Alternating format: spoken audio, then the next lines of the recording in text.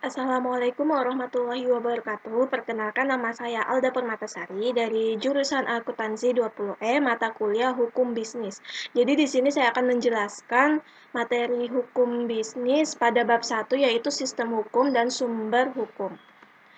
Yang pertama, definisi hukum. Menurut Profesor Mr. Dr. E. J. Van Apeldoorn dalam Kansil tahun 1997, definisi hukum sangat sulit dibuat karena tidak mungkin untuk merumuskannya yang sesuai dengan kenyataan. Sedangkan menurut Dr. W. L. G. Lemire dalam Kansil tahun 1997, hukum itu mempunyai segi dan bentuk yang sangat banyak sehingga tidak mungkin dicakup secara keseluruhan dalam satu definisi. Walaupun hukum itu sendiri tidak dapat didefinisikan, bahkan hukum itu tidak dapat kita lihat, tetapi hukum sangat penting bagi kehidupan masyarakat karena hukum mengatur hubungan antara anggota masyarakat yang satu dengan yang lainnya. Jadi hukum ini benar-benar sangat penting dan tidak terkecuali mengatur hubungan antara anggota masyarakat dengan masyarakatnya. Kemudian, definisi hukum menurut ahli. Di sini ada beberapa definisi menurut para ahli. Yang pertama menurut E. Utrecht dalam Kansil tahun 1997, yang dimana hukum adalah himpunan peraturan atau perintah atau larangan yang mengurus tata tertib suatu masyarakat sehingga harus ditaati oleh masyarakat itu. Kemudian yang kedua ada menurut Leon Duquit atau dalam Sampra DKK tahun 2009, yang dimana hukum adalah aturan tingkah laku dalam anggota masyarakat, aturan yang daya penggunaannya pada saat tertentu diindahkan oleh suatu masyarakat sebagai jaminan dan kepentingan bersama terhadap orang yang melakukan pelanggaran itu. Kemudian lanjut yang ketiga, menurut S.M. Amin, yang dimana judul bukunya yang berjudul Bertamasya ke Alam, yang mendefinisikan hukum adalah sekumpulan peraturan yang terdiri atas norma dan sanksi yang bertujuan untuk mengadakan ketertiban dalam pergaulan manusia sehingga keamanan dan ketertiban dapat terpelihara.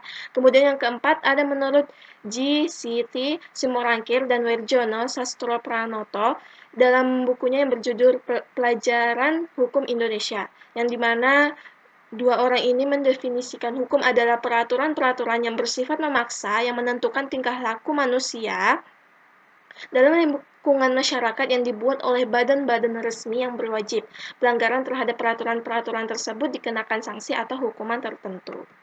Lanjut, yang kelima ada M.H. Tirtanmijaja dalam buku yang berjudul Pokok-pokok Hukum Perniagaan, yang dimana beliau mendefinisikan hukum sebagai semua aturan atau norma yang harus ada di dalam tingkah laku tindakan-tindakan dalam pergaulan hidup dengan ancaman meskipun mengganti kerugian. Kemudian yang keenam, menurut Wikipedia, hukum adalah sistem yang terpenting dalam pelaksanaan rangkaian kekuasaan kelembagaan atau politik, ekonomi, dan masyarakat sebagai perantara hubungan antar masyarakat. Nah, kemudian yang B, unsur-unsur hukum. Unsur-unsur hukum ini terbagi menjadi 4. Yang pertama, serangkaian peraturan yang mengatur tingkah laku manusia dalam pergaulan masyarakat, seperti norma dan etika. Kemudian yang kedua, peraturan ini dibuat oleh badan-badan resmi yang berwajib dalam suatu masyarakat tertentu, seperti undang-undang. Kemudian yang ketiga, peraturan yang dibuat tersebut mempunyai kekuatan atau bersifat memaksa. Kemudian yang terakhir, yang keempat, terhadap pelanggaran atas peraturan tersebut dikenakan sanksi yang tegas. Kemudian lanjut yang C, tujuan hukum. Nah, tujuan-tujuan hukum ini ada menurut beberapa ahli yang berbeda-beda. Yang pertama, menurut Said Sampara dan kawan-kawan, tujuan pokok hukum adalah menciptakan tatanan masyarakat yang ketertiban di dalam masyarakat sehingga kepentingan manusia akan terlindungi.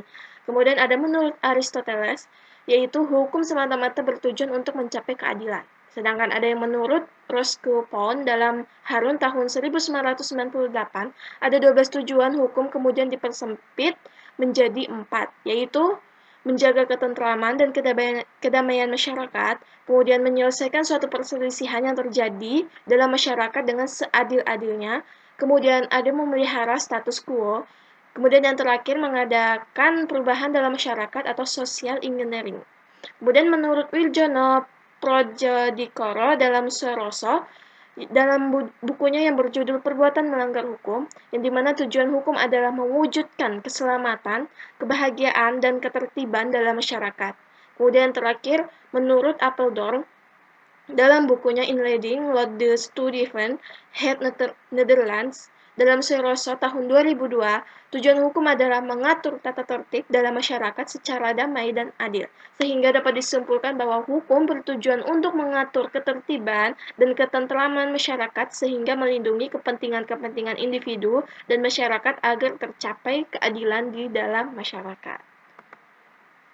Kemudian lanjut yang D, sumber-sumber hukum. Sumber-sumber hukum adalah segala sesuatu yang menimbulkan aturan-aturan yang mempunyai kekuatan yang bersifat memaksa, yaitu aturan-aturan yang jika dilanggar mengakibatkan sanksi tegas dan nyata. Arti sumber hukum ada beberapa. Yang pertama sebagai asas hukum, yaitu sesuatu yang merupakan permulaan hukum. Kemudian yang kedua, menunjukkan hukum terdahulu menjadi atau memberi bahan hukum yang kemudian. Kemudian yang ketiga, sumber berlakunya yang memberi kekuatan berlaku secara formal kepada peraturan hukum. Kemudian yang keempat, memberi dari mana kita dapat mengenal hukum. Kemudian yang kelima, sumber terjadinya hukum. Biasanya sumber ini yang menimbulkan hukum. Nah, kemudian sumber hukum ini ada dua. Yang pertama, sumber hukum material, yang dimana tempat dari mana materi hukum diambil, jadi merupakan faktor pembantu pembentukan hukum, dapat ditinjau dari berbagai aspek. Kemudian yang kedua, sumber hukum formil, yang dibagi menjadi 5, yaitu pertama ada undang-undang atau statut, yang dibagi menjadi 2, undang-undang formil dan undang-undang material. Undang-undang formil ini kemudian pemerintah yang merupakan undang-undang karena cara pembuatannya. Undang-undang dibuat oleh Presiden dan DPR. Sedangkan undang-undang material adalah setiap keputusan pemerintah yang menurut isinya mengikat langsung setiap penduduk. Berlakunya undang-undang yang menurut tanggal yang ditentukan sendiri oleh undang-undang itu sendiri meliputi pada saat diundangkan, kemudian pada tanggal tertentu, kemudian ditentukan berlaku surut, dan yang terakhir ditentukan kemudian atau dengan peraturan lain.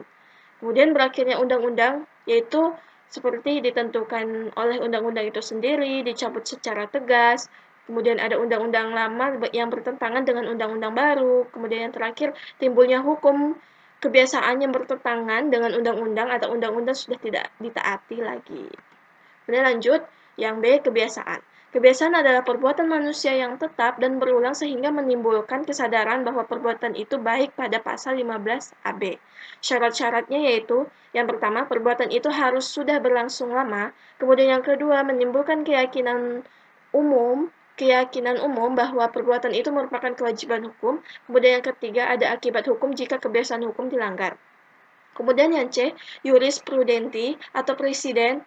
Jurisprudenti adalah adalah putusan hakim atau pengadilan yang mengikuti atau mendasarkan putusan hakim terdahulu dalam perkara yang sama. Kemudian ada 3 penyebab seorang hakim mengikuti 2 putusan hakim yang lain, seperti psikologis, praktisi, dan sudah adil, tepat, dan patut, sehingga tidak ada alasan untuk keberatan mengikuti putusan hakim yang terdahulu. Kemudian lanjut yang D ada traktat.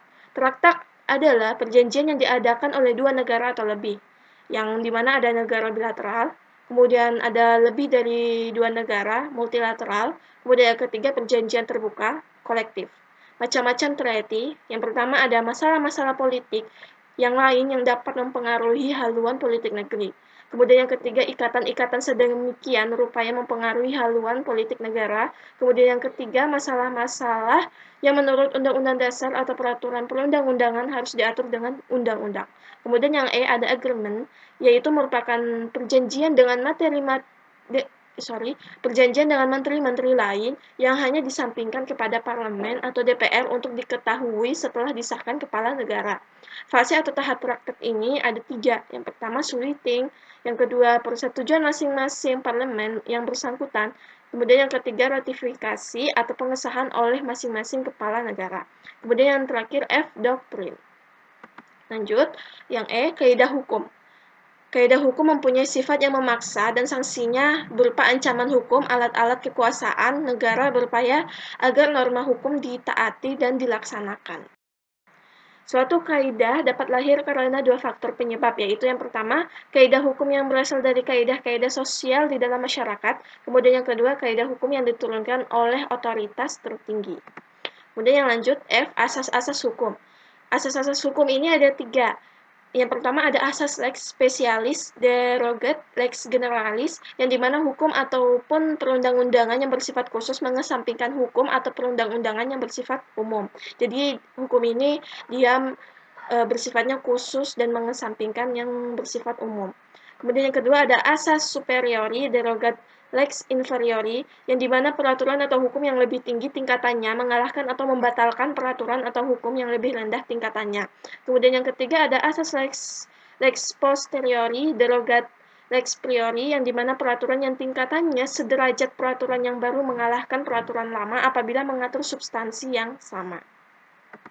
Lanjut yang G ada pembidangan ilmu hukum. Di sini ada beberapa, ada 5 pembagian.